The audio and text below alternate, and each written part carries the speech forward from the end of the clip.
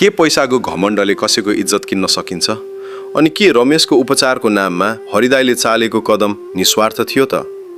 आज हामी सीता सिरियलको एउटा यस्तो मोडको चर्चा गर्नेछौँ जसले तपाईँको मुटु छुनेछ। नमस्ते र स्वागत छ नेपाली सिरियल प्रेमीमा। आजको भागमा कथाले निकै गम्भीर मोड लिएको छ। एकातिर जगत सुधार केन्द्रमा बसेर आफ्नो विगतको गल्ती र रक्सीको लतले परिवारमा पुर्याएको चोट सम्झेर पश्चाताप गरिरहेका छन् भने अर्कोतिर जगतकी आमा छोराको चिन्ताले व्याकुल भई काठमाडौँ आइपुगेकी छिन्। तर गाउँलेको नकारात्मक कुराले गर्दा उनलाई आफ्नो छोरा सुधार केन्द्रमा असुरक्षित छ कि भन्ने डरले सताएको छ।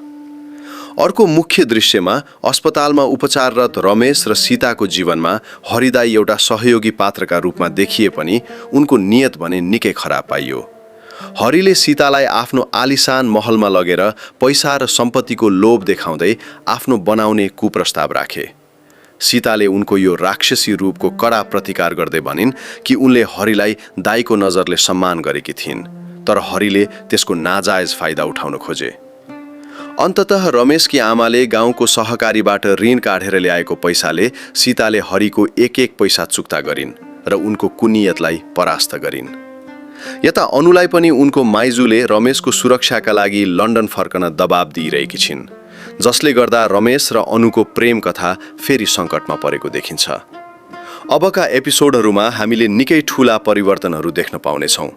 पहिलो ट्विस्ट, सीताले पैसा फिर्ता गरेर आफ्नो अपमान गरेको बदला लिन हरिले अब रमेशलाई झुटो मुद्दामा फसाउने योजना बुन्न सक्छ। दोस्रो, अनु लन्डन फर्कने निर्णयले रमेशलाई कस्तो मानसिक चोट पुर्याउला? के रमेशले घनश्याम विरुद्ध प्रहरीमा उजुरी दिएर अनुलाई छुटाउन सफल होला? र तेस्रो, सुधार केन्द्रबाट फर्केपछि जगतले आफ्नो परिवार र श्रीमतीसँगको सम्बन्धलाई कसरी सुधार्छन् त्यो हेर्न निकै रोचक हुनेछ। सीताको यो सङ्घर्ष र स्वाभिमानको लडाइँले अब कथालाई कुन उचाइमा पुर्याउँछ प्रतीक्षा गरौँ आगामी भागहरूको।